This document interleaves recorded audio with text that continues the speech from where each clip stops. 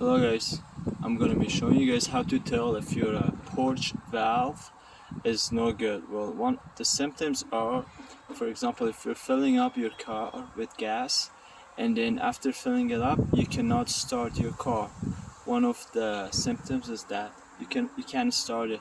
That means that your purge valve could be open. So how you test it is to replace these. It's very easy. It has two 8mm bolts, one here, one right here, a connector, and then it got this one. All you gotta do, put your finger underneath and push it up on this side. It comes up, the green thing, and on this side at the same time, and the whole thing, that's a lock. Once you do that, then you can just pull it. And then this is how you test these.